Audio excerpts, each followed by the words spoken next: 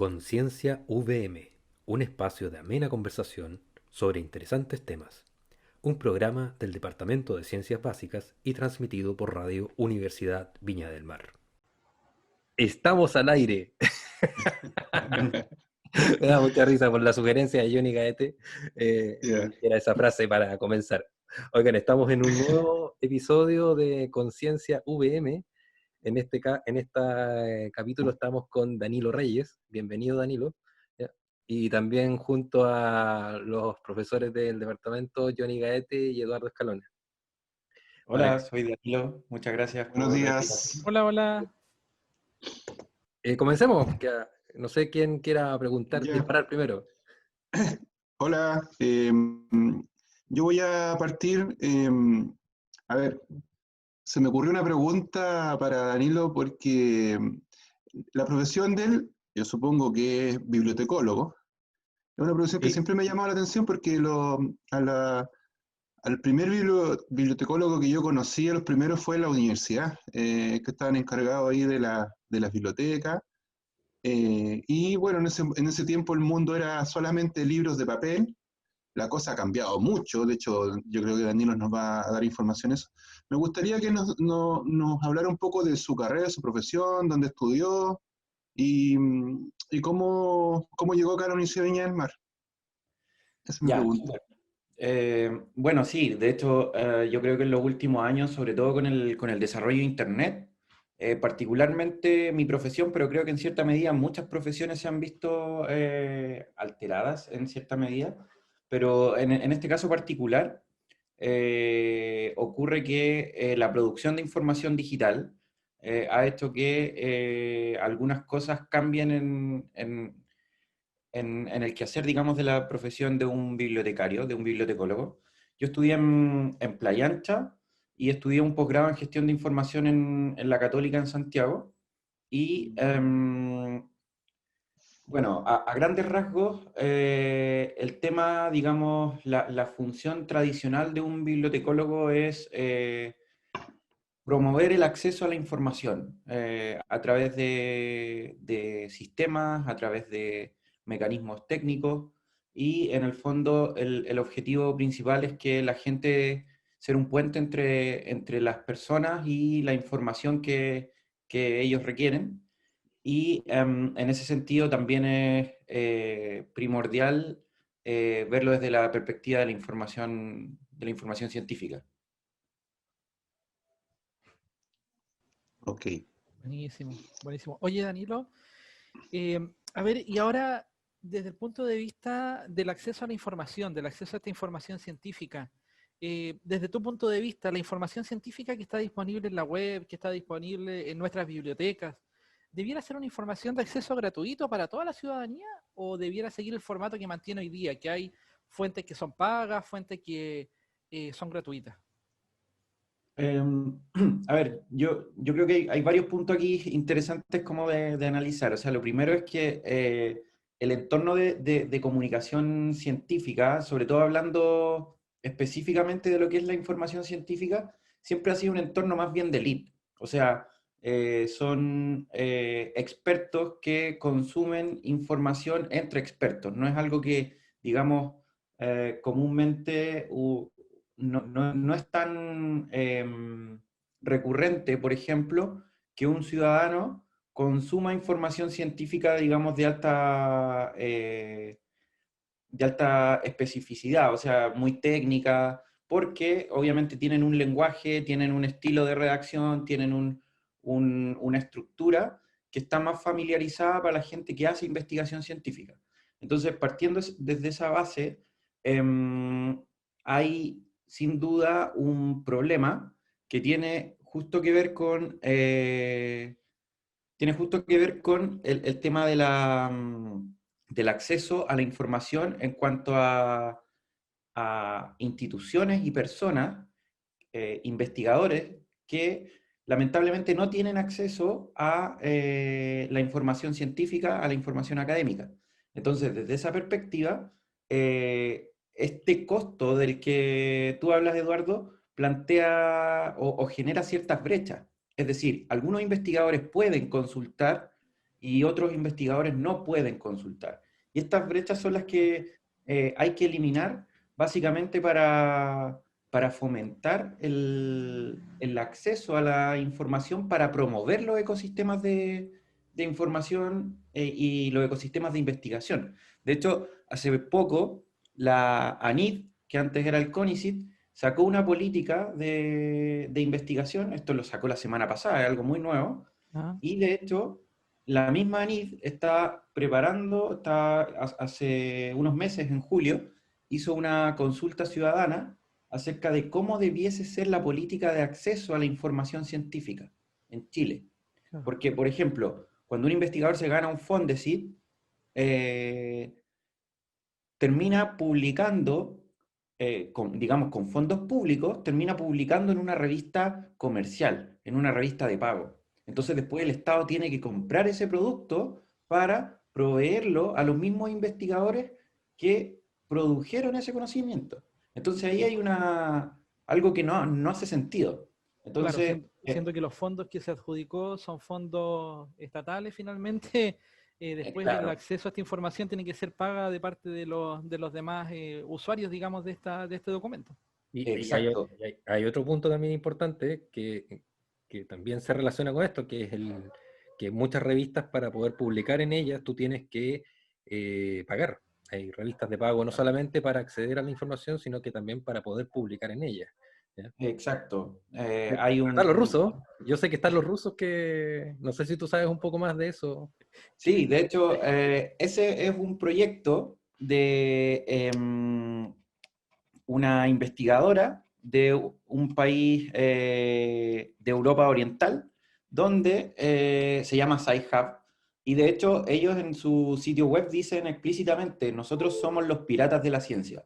Y dicen, es que lo que nosotros pensamos más o menos lo que yo les estaba contando, Claro. que es injusto que haya gente que tenga acceso a la información y gente que no tenga acceso a la información, Claro. y los países más pequeños obviamente se quedan sin el acceso a la información científica.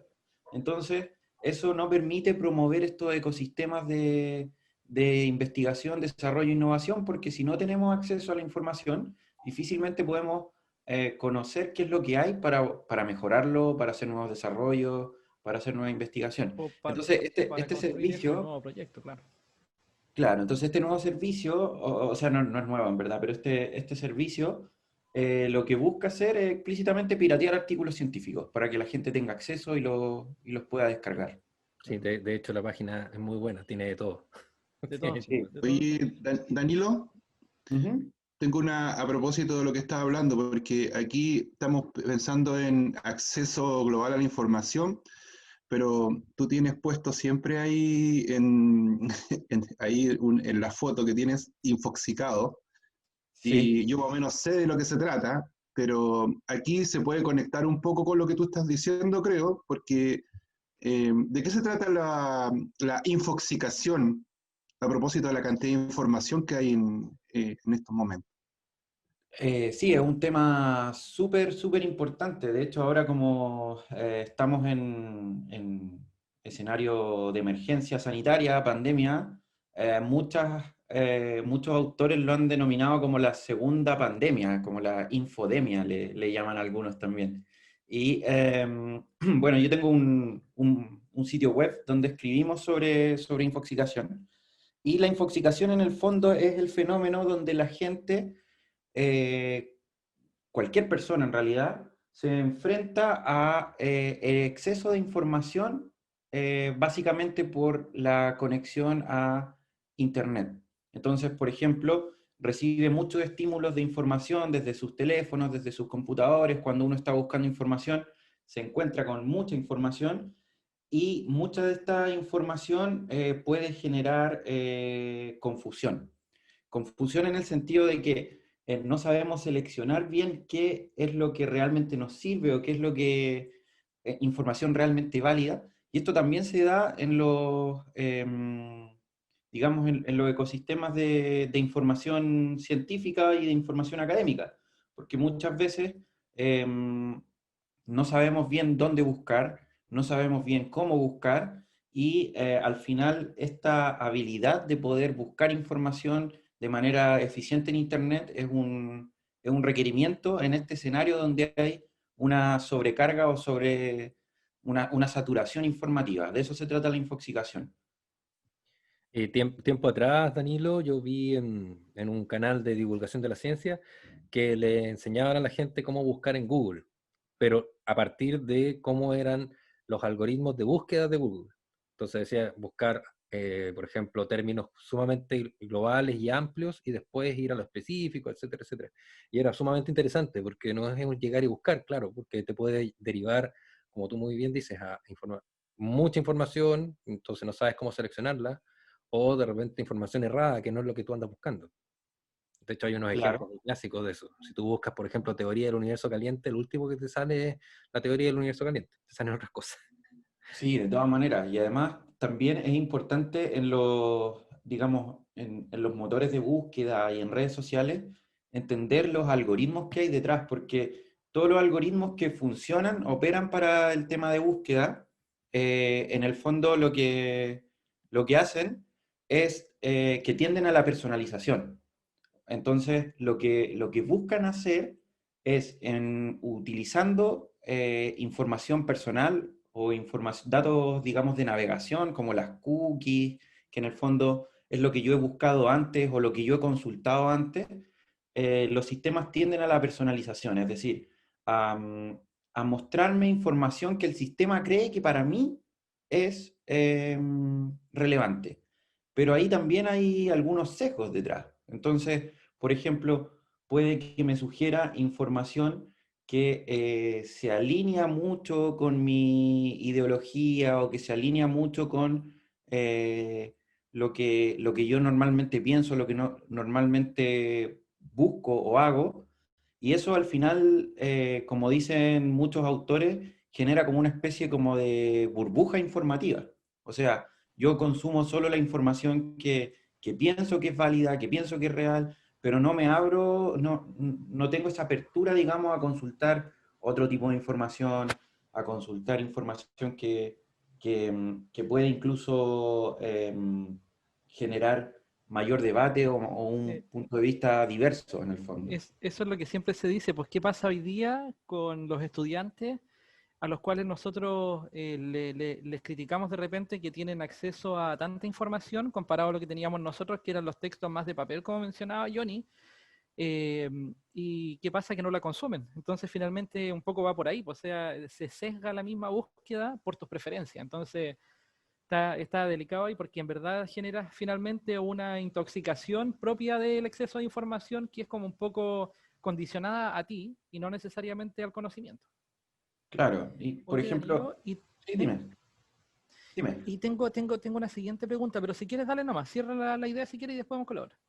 Ya, súper. Por ejemplo, hay otro fenómeno también que tiene que ver con las hojas de resultados. Entonces, por ejemplo, nosotros al momento de hacer una búsqueda, ya sea en una base de datos científica o en Google, me imagino que si ustedes ingresan un concepto, no sé, sobre, por ejemplo, termodinámica, nos vamos a encontrar con miles de resultados.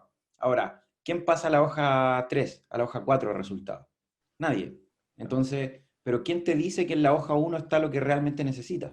claro. Entonces ahí hay un tema de saber seleccionar, saber filtrar y saber poder identificar el documento que yo realmente requiero o que realmente va a cubrir mi necesidad de información. Oye, y sobre ese mismo tema, qué bueno que lo mencionaste.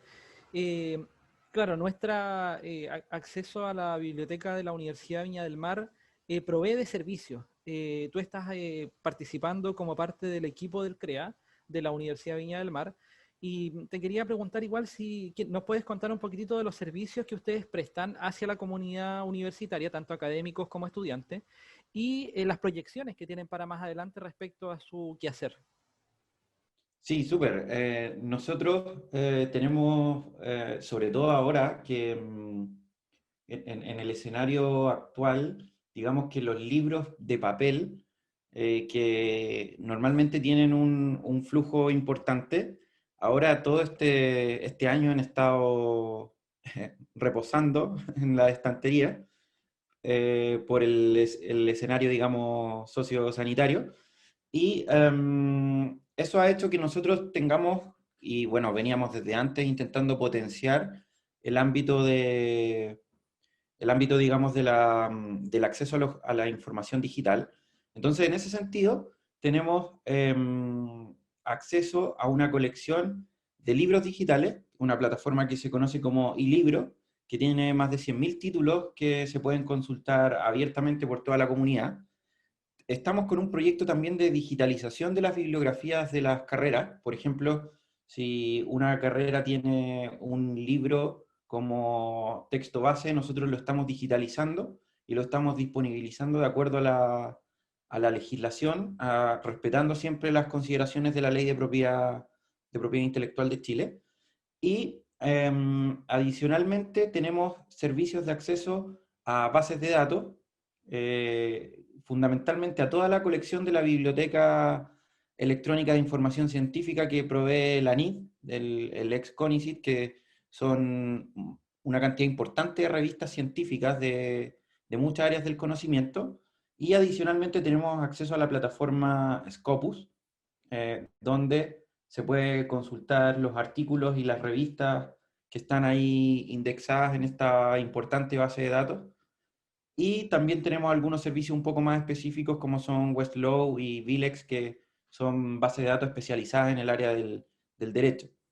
Y adicionalmente estamos dando a través del aula virtual un curso que se llama Desarrollo de Habilidades Informacionales, que busca que toda la comunidad universitaria se acerque a los recursos del CREA, aprenda cómo usarlos, aprenda cómo generar las referencias bibliográficas y adicionalmente aprenda cómo evaluar información científica para aplicarla en sus trabajos de investigación. Así que por ahí va un poco el trabajo, y también nuestras líneas de acción tienden a colaborar mucho con otras instituciones, ya sea con el mismo Departamento de Ciencias Básicas, con formación inicial, con investigación, con el Departamento de Internacionalización.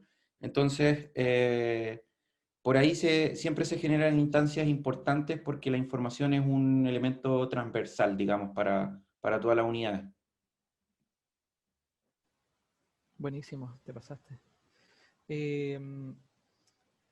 A ver, mira, ya que tocamos el tema de la referencia, ya que tocamos el tema de la búsqueda de información, tal vez ya a los auditores les nace la inquietud de decir, bueno, esto de la ciencia, de publicar un artículo científico, es algo súper tedioso, tal vez nunca lo voy a conseguir. ¿Nos podría contar un poco cuáles son los pasos para poder llegar a publicar un artículo quizás en una revista científica? Ya sea una revista de publicación gratuita o de publicación paga, pero un poco seguir el camino para que se entienda de que no es un objetivo inalcanzable, digamos. Sí, de todas maneras. O sea, yo daría al menos unos 3 consejos. El primero es fijar el objetivo de indexación. Por ejemplo, si yo quiero publicar en una revista que esté indexada en Cielo, si yo quiero estar publicada, o sea, si yo quiero estar publicando en una revista que sea Scopus o que sea WOS, tengo que fijar primero el nivel o el criterio de indexación.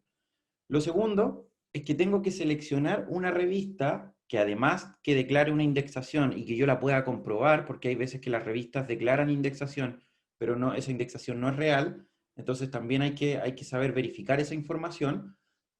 Adicionalmente tengo que fijarme en la pertinencia temática. Es decir, que el texto que yo estoy preparando tenga coincidencia temática y coincidencia de tipología documental con la revista a la que yo quiero enviar el artículo. Si esta coincidencia temática y si esta coincidencia, digamos, de tipología documental, me refiero a, por ejemplo, si yo estoy escribiendo un artículo de investigación o una revisión bibliográfica, que efectivamente la revista acepte ese tipo de documento. Y finalmente, respetar íntegramente las normas de publicación de la revista. Esto puede parecer obvio, pero es un proceso más o menos tedioso, entonces muchas veces uno tiende a saltarse algunos pasos, pero la recomendación es que se respete íntegramente las instrucciones de la revista. Entonces, cumpliendo esos 3 criterios, yo creo que las probabilidades de aceptación pueden aumentar. Obviamente aquí detrás hay un elemento de calidad del texto, que eso tiene que ver con el respeto, por ejemplo, a los criterios de confiabilidad y validez del proceso de investigación, tiene que ver con el nivel de profundidad o el nivel de complejidad de cómo se está abordando el problema y todo lo demás, pero eso ya es más propio de cada disciplina y propio de cada metodología que se está aplicando. Así que ahí cada experto maneja un poco su metodología, maneja sus estilos de redacción y todo eso, así que al menos desde el punto de vista de la publicación, esos 3 consejos son importantes para que Buenísimo. un investigador pueda publicar. También, Pero como dice, ajá, sí. termina Danilo, termina, perdona. Como dice Eduardo, no es algo imposible, no es algo inalcanzable, sino es algo que se puede lograr y de hecho es más bien una técnica. Entonces, como todas las técnicas se pueden aprender y uno se puede ir familiarizando con esto. Sí, no, te iba a decir que también es bueno fijarse en cuánto se demora la revista entre que acepta y publica el artículo, porque hay algunas, sobre todo las que están en español, que a veces están con mucho trabajo y te aceptan un artículo este año y te lo publican casi a final del próximo. Entonces, también eso es un factor relevante si uno de repente necesita que te publiquen rápido. Eso quería decir. Sí, absolutamente. Y también fijarse, por ejemplo, en la cantidad de números que edita al año, porque si edita un número al año, pasa lo que tú dices, o sea, quizás te publican en 2 años más. Entonces, Claro. a diferencia, por ejemplo, si publica 4 o 6 números al año, ahí hay mayor producción, digamos, de artículos. Así que ahí también hay una diferencia en cuanto al tiempo de edición. Sí, sí. Oye, Danilo, lamentablemente se nos acabó el tiempo, así que te agradecemos mucho haber participado con nosotros en este capítulo. ¿Ya? También le agradezco a Eduardo, a Johnny, y lo tenemos que dejar hasta aquí. Así que Es rápido. será para... Sí, siempre el tiempo Yo se estaba pasa. preparando la otra pregunta. Lo siento mucho. Así que Sí, tenemos sí. que dejar hasta aquí. Adiós, Gracias. muchachos. Gracias, Ok. Danilo. Un gusto. Cuídense. Gracias, gracias. Muy bien. Los esperamos en 2 semanas más, en este mismo horario, con un próximo episodio de Conciencia VM, un programa del Departamento de Ciencias Básicas de la Universidad Viña del Mar.